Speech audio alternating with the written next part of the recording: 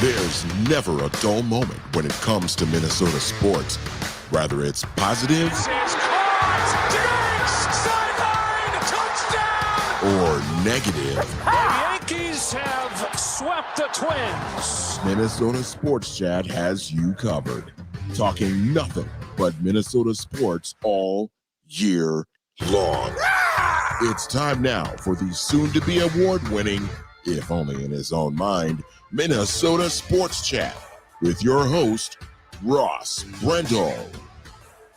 Would you believe that this is the 192nd edition of the soon-to-be award-winning Minnesota Sports Chat presented by my friends at Beans Coffee Company? Make sure you use that promo code SPORTSCHAT at coffeebybeans.com when you nab some of that great tasting coffee.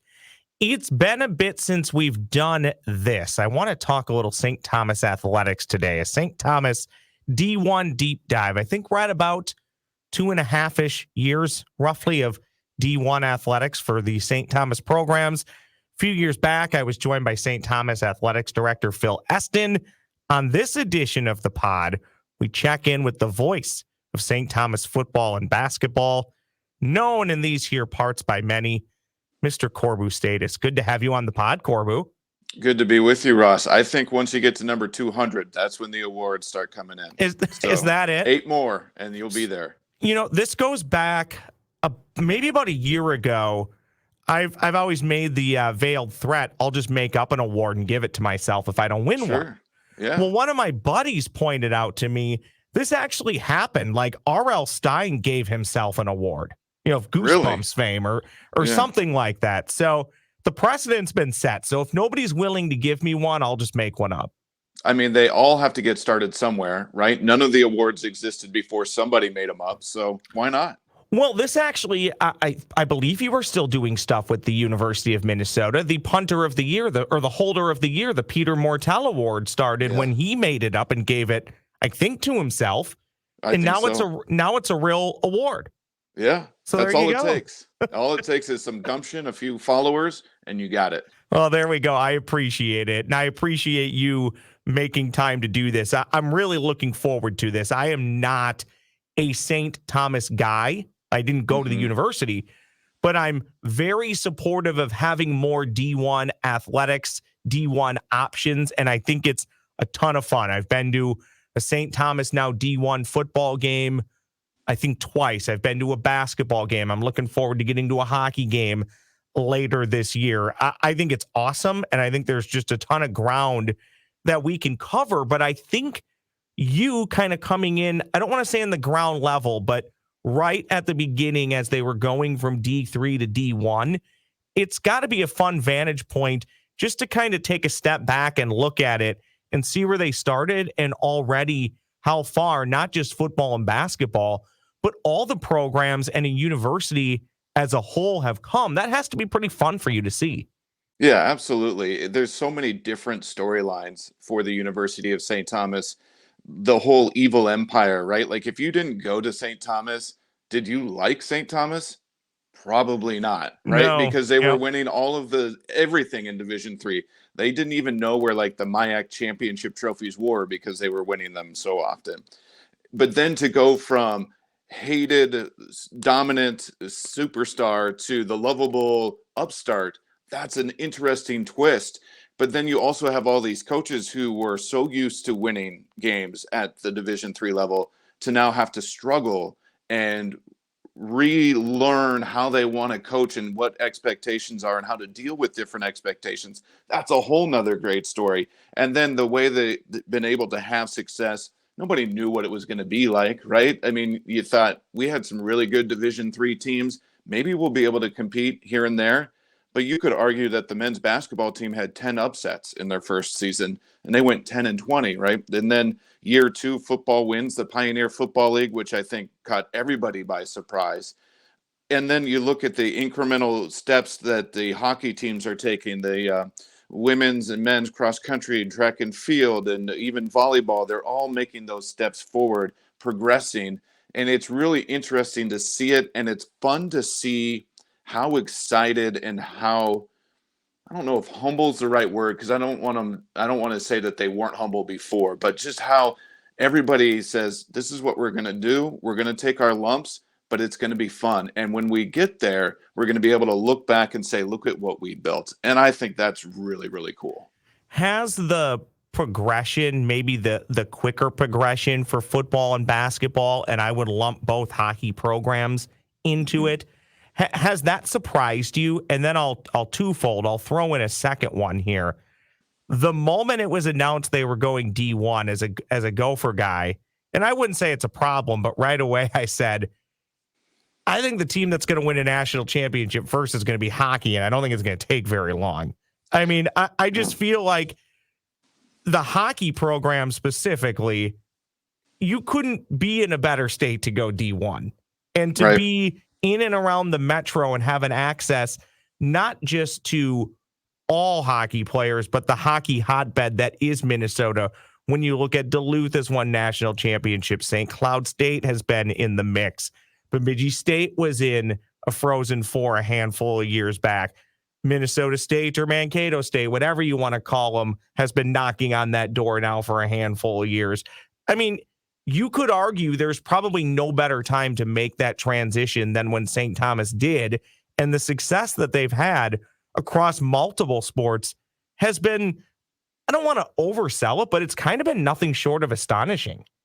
Yeah, it's such a big deal. I mean, I think you have one or two athletes every year that probably could be considered Division I athletes, even when you're a Division III school, right?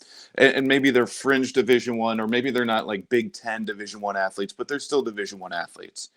So to take that and move up, I think early you saw the real difference, but now you're seeing everybody catch up, and you're seeing that interest, like you mentioned in hockey, where now you have another option in the cities. You don't have to go outstate to necessarily continue your hockey career in the state that you love if you're from here. And we know Minnesotans love them some Minnesota, so they want to stay close to home. Why wouldn't you? Yeah, they do. Yeah, we do. So let's stick around. Let's go to the Twin Cities.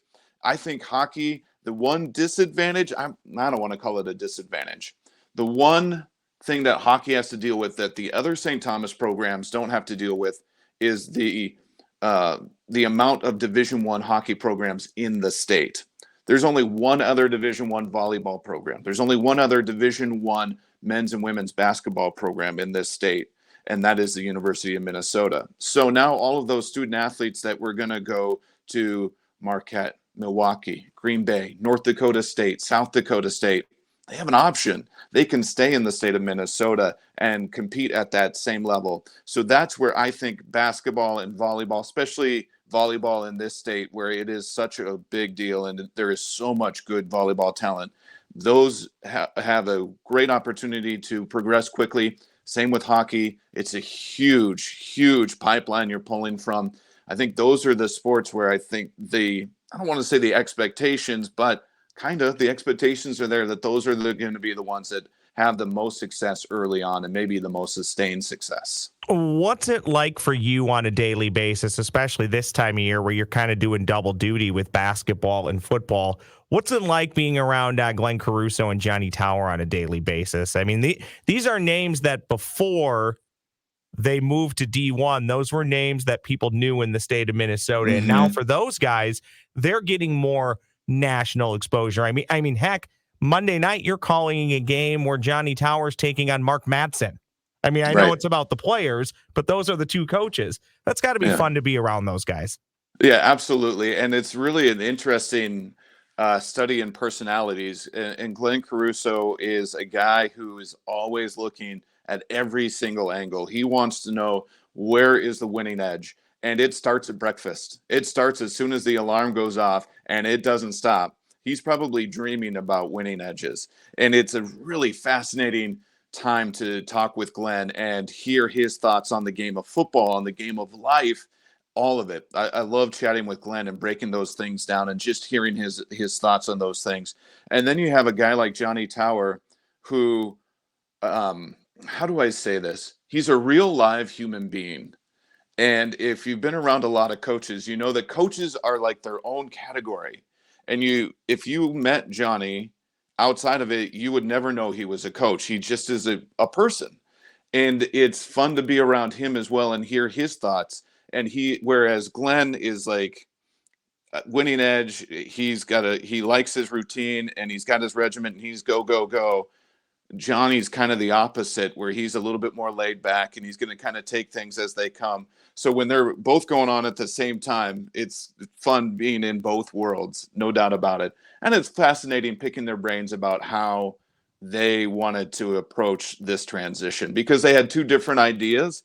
And they're really, I think you could say Glenn had a better opportunity because you're going from non-scholarship to non-scholarship, whereas it was maybe a bigger hill to climb for JT. But it's fun to see how they both approach that and then pick their brains about dealing with adversity, right? Because they haven't dealt with a ton of adversity. They've won like you wouldn't believe when you go look at their records. Gaudy is the word that comes to mind. So it's really a lot of fun to be in both worlds. Well, this year specifically, the football team did face some adversity early on in the season, got off to a 1-2 start, pretty slow start, but they've since rebounded and are now 6-3. I think technically still in the mix for another conference championship. But on that topic, I noticed this last year, and this is not unique to the Pioneer League for football. Would you like to see a point where maybe everybody truly is playing everybody? Because if I'm not mistaken, Davidson is one of the leaders, but Davidson and St. Thomas aren't going to play this year, correct? Correct. So, I mean, is there not a way? I think is it 10 teams or is it 11? There's 11. Yeah, could we not come up with a way to do a round robin where maybe you're playing 10 conference games and maybe 2 non-conference, or is that just not something that the coaches would prefer? That's a really good question. I think it would be great to play everybody, because it is a bummer that Davidson, which is one of the top programs in the Pioneer Football League, and St. Thomas, which has proven to be one of the top programs in the Pioneer Football League, that they're not going to play each and every year, because Davidson has, Stetson and Dayton left, I believe, on their schedule. And those are going to be 2 games that they're heavily favored in. And then Drake, who's also up there this year, they're not playing Davidson. So those 2 could both be undefeated and won't have played each other. And then St. Thomas will be in that mix and they won't have played Davidson. And it's just too bad. You'd like to see especially in the Pioneer Football League, where football, it's a bunch of schools where football is a little bit de-emphasized. Why don't we go ahead and make sure that the big matchups are there every single year? But, the way we want things as fans is a lot different than how other people see things sometimes. And sometimes coaches are like, yeah, I don't know if I want to play the best teams every single year. It would be nice to have a break from an Ohio State and Michigan every couple of years, right? Same with Davidson and St. Thomas. Teams are probably happy to have the Tommies off their schedule. One thing that got me really excited, and it's still fun to look at, last year it was fun to watch the standings. It's going to be fun this year. I love St. Thomas being in the Summit League for pretty much every other sport, because it can't help but to create rivalries. When you talk about, St. Thomas, North Dakota State, North Dakota, South Dakota State, all these teams in the same region, that is fun. And I think that's a really fun, I don't know if you can call it an advantage, but I think it's a fun selling point when you are on the recruiting trail trying to find kids that maybe aren't from Minnesota, but maybe they're from around the area, and say, boy, you know what? Maybe you are from North Dakota. You're still going to have a chance to play those teams, and your family will be able to see you a couple times a year because you'll be in the area. And, by the way, Sioux Falls, South Dakota, or Fargo, North Dakota to St. Paul, not a far drive. I think that's a fun advantage. 100%. It's a little old school in that the makeup of the league makes sense. It's regional. You can bus most places. The only plane trips that we take for Summit League are to Omaha and Denver. That's it, right? So you can bus to Kansas City. That's 6 hours. That's not bad, though. If you're going to the East Coast with a Big Ten team, by the time you get to the airport, you get on a flight, you land, you get on the bus, that's 6 hours. So 6 hour bus ride when you don't have anybody sitting next to you and you have all of the blankets and books and everything you need, it's a wonderful thing, man. You've been given the gift of time. And it just 100% makes geographical sense. It's more accessible for the fans. Like, hey, do you want to drive up to Fargo and take in the Tommies? Yeah, let's do it. I mean, it is like, what's the word I want to look for? Well, it's great Sane. for road trips. Yeah, it's Yeah. very sane, by the way. You're right. It makes Yeah. sense. Yeah, it's Yep. logical. It's logical. This is a little bit off topic, pertains to where you were at Monday night, but it also pertains to Minnesota sports fans, hence Minnesota Sports Chat. Did you have a chance at all? I didn't catch the pregame. Did you have a chance at all to catch up with Mark Madsen, talk to Mark Madsen? What was that like, and what is he staring at Cal with the project that he has in front of him? I didn't get a chance to catch up with the Mad Dog, but I've never heard a bad word about him, ever. Like, you ask everybody and they're like, oh, I love Mark Madsen. I know that he's some people who work for the Timberwolves, he is still their favorite Timberwolf of all time. Him and Johnny Tower caught up before the game when the team was walking out a shoot around and Cal was coming in, and they chatted, and he just has that persona where you can tell he's a down-to-earth guy. He's going to remember you. He's going to know you. He's not just going to shake your hand, glad hand you. He's going to have a moment with you, right? He's going to connect with you. He's got some heavy lifting at Cal, I think. He had great success at Utah Valley, which I don't think is an easy place to win. You have Utah and you have BYU right next door, and they're pulling recruits. So I think that's a tough place to try and go win. But Cal is a beautiful campus. Who knows what it's going to be like for them in the ACC? I can't imagine it'll be easy. Speaking of gaudy travel and awful travel.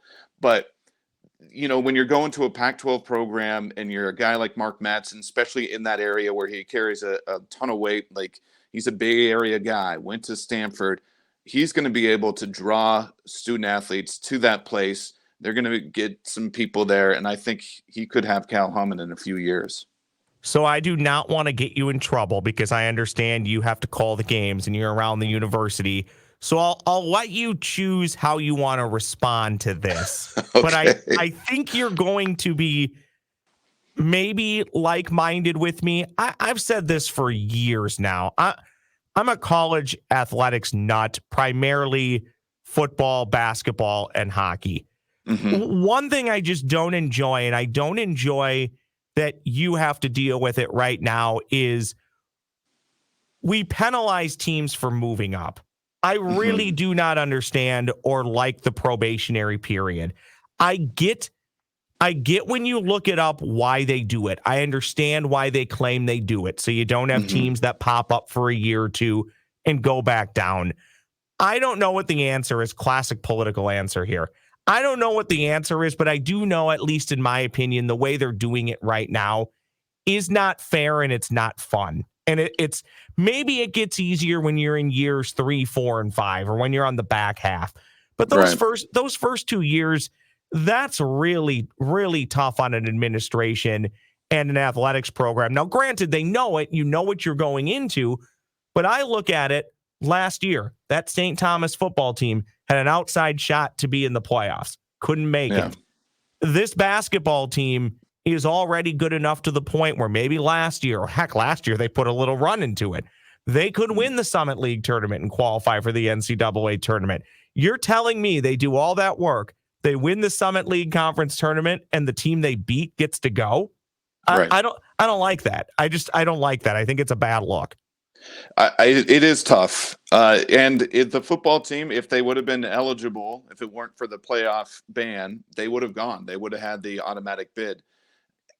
You're right. On paper, like, you understand the reasoning behind it. You want to give a university a chance to build up scholarships. St. Thomas still isn't at full scholarship in any of their scholarship sports. They're slowly building and a chance to get your feet under you. But we don't live in an era where you get to build slowly anymore. Teams turn it around in a year, in 2 years, in 3 years. And if it takes you 3 years, people are pretty impatient by the end of that third year. Yes, right? they are. So you got to get it turned around fast. And that's just the world we live in now. And with NIL and the transfer portal, it's a lot easier than ever to do it. So it seems to me like, you should just go ahead and say, listen, here's the commitment. Here's what we need to know. We need to look at your books, make sure you're there, and you'll be eligible right away. Because how do you recruit the fact that St. Thomas was able to pull in the recruiting class on the men's basketball side, for example, that they were last year, where it was the highest ranked class in the Summit League. It's incredible. It's incredible.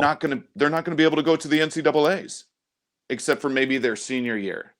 The fact that they're able to get anybody to come is kind of amazing. Now, St. Thomas offers a lot more than just athletics, and I feel like the people they're getting are really interested in the academic side as well. But the fact that they're able to bring anybody in, especially in those first couple of years, is a little bit of a shocker. And that, to me, feels like you're putting teams behind the 8 ball, and now you're making a 5-year transition turns into really a 10-year build because you're not getting anybody for those first 5 years. One final quick St. Thomas related question, then we'll tear it up and we'll have a little bit of fun here. One thing that is going to really help St. Thomas, specifically hockey and basketball with that build, is that brand spanking new arena, I believe, still scheduled for fall of 2025.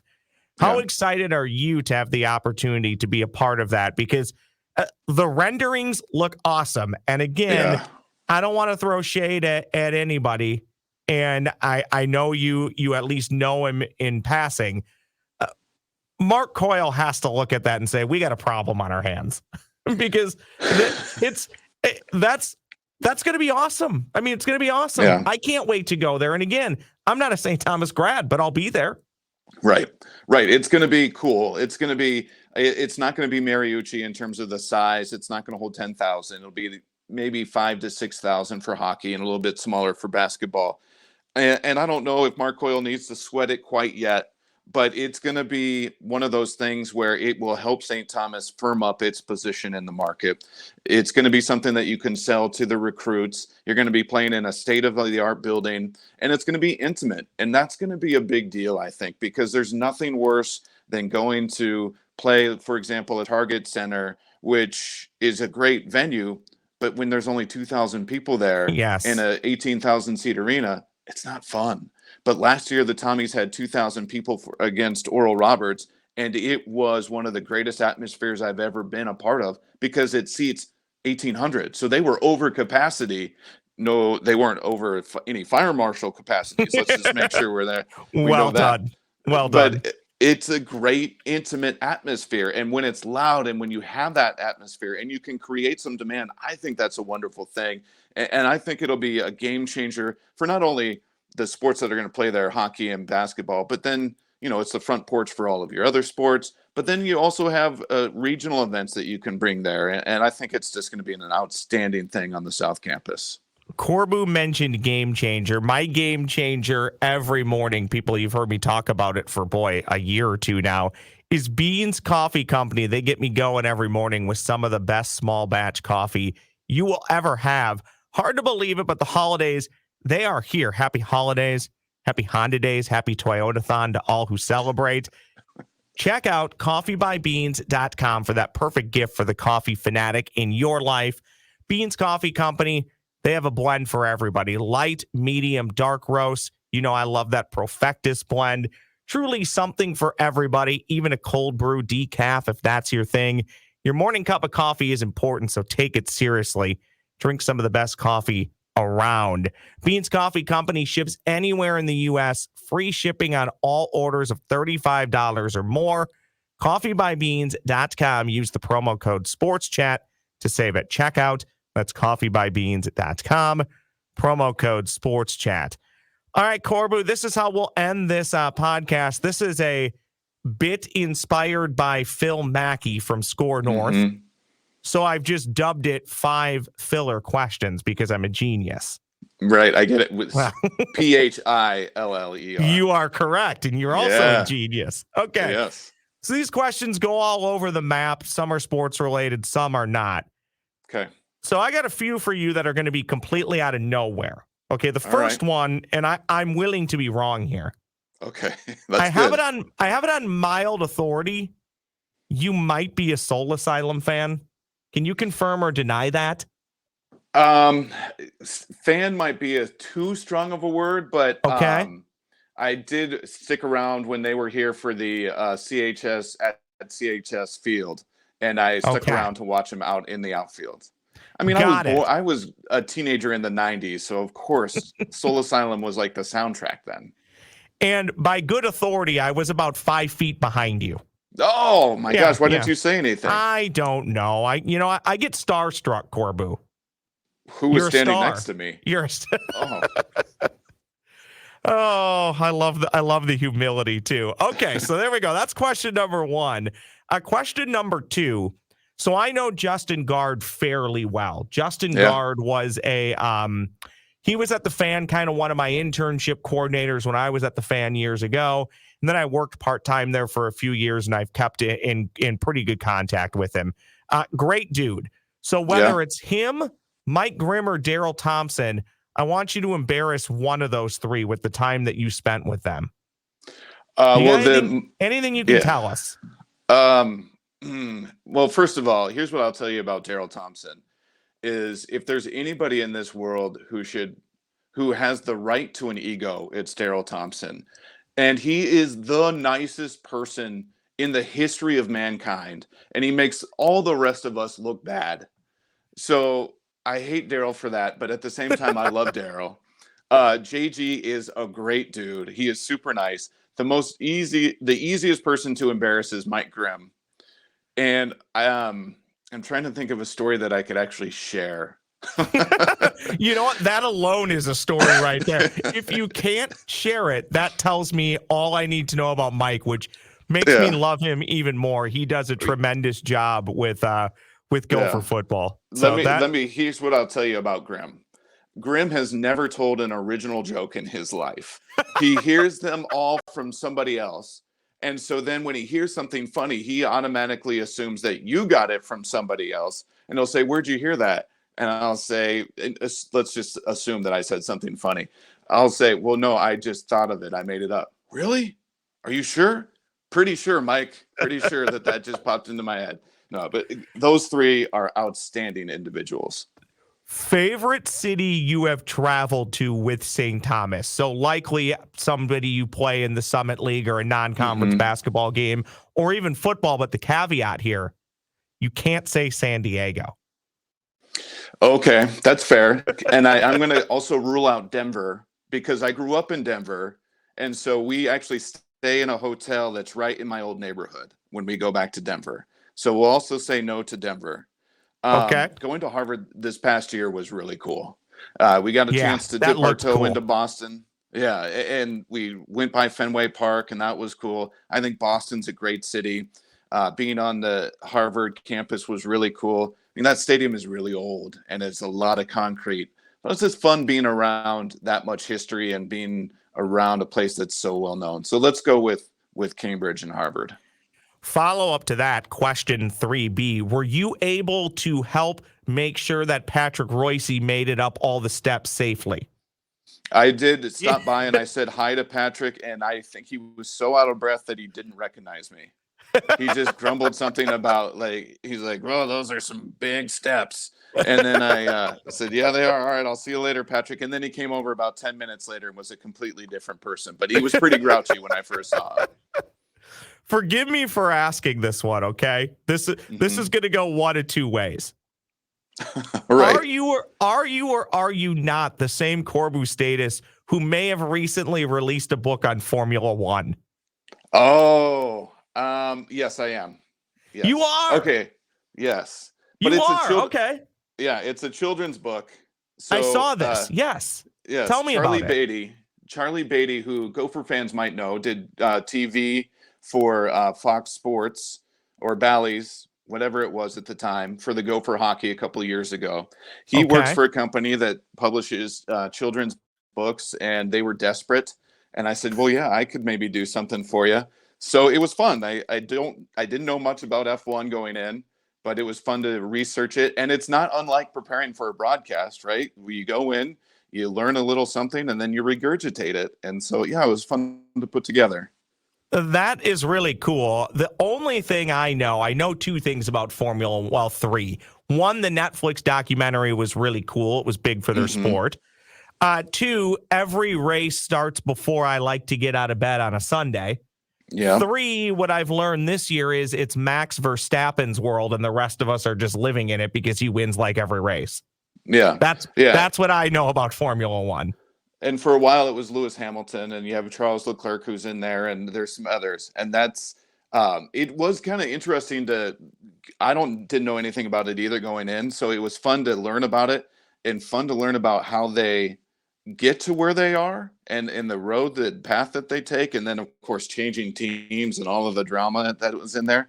And I know that my uncle and my cousin are super into it now after watching The Drive. But I am like you, man. Sundays, I got to find some sleep when I can get it. So Sunday morning, I want to be sleeping. Well, and especially this time of year when you got football, you got basketball. I don't know how many Sunday games you have. I can't imagine there's a ton. I'm sure there's some. But yeah, you got to take the sleep whenever you can get it, which leads me to the final question, and then we'll get you out the door, myself too. You kind of started to walk down this road earlier, but best rule of thumb when it comes to traveling. What is it? What can you offer up to anybody? Best rule of thumb. 1, socks. Make sure you bring enough socks, because there's nothing worse than going for a run in the morning and then your socks are a little bit damp and then you're like, oh, I got to wear these for the rest of the day. And that's not fun. So socks, obviously underwear, that's also important, but socks are huge. And then knowing where you're going and then being able to map out a run for me is chef's kiss, because then I get out of the hotel, go around, explore the area a little bit, and it's a lot more fun to explore on foot. So socks and knowing where we're going, those are the 2 most important things when traveling. One thing I learned about myself, and this is even if I'm going just on like a 2-day trip to watch football or something, I will pack as if it's a 5-day trip because I'm convinced everything I'm bringing is going to get wet. So I bring, smart. I bring way too much stuff, but you know what? It helps with the peace of mind. Corbu, this has been a ton of fun. If I ask you again in 2.5 years to come back for edition number, what would that be? 384? Would you do it? Yes. Yeah, 100%. And we'll do it from Awesome. the new arena. How about that? Well, let's actually do it on site. I'll come out for that. Perfect. I love it. And you don't have to just stand behind me. You can actually come up and say hi. Good deal. We should also plug the melodious tones of Corbu you could hear on 1500 ESPN with St. Thomas basketball and football. Man, I was just staring at it. Who do you got on Saturday for football? Saturday is San Diego. That's right. Oh, good time of year to get out of here. Yeah, it was beautiful. I got to be in Berkeley on Monday and now San Diego on Saturday. And apparently it's supposed to be decent on Sunday. So I'm living the dream, man. You know what? When you start gloating like that, we end the podcast. Oh, sorry. Thanks, Corbu. I really do appreciate it. Thanks a lot, Ross. Appreciate you. That is Corbu Stathes. He is the voice of St. Thomas football and also basketball. Again, you can hear those games on 1500 ESPN in the Twin Cities and at 1500ESPN.com. That will do it for edition number 192 of Minnesota Sports Chat. Just about a day or so from now in this feed, Daniel House. Yeah, unfortunately, we'll review that Gopher debacle from last weekend and we'll preview Purdue. In the next edition of Minnesota Sports Chat, I'm Ross Brendel. Thank you for listening.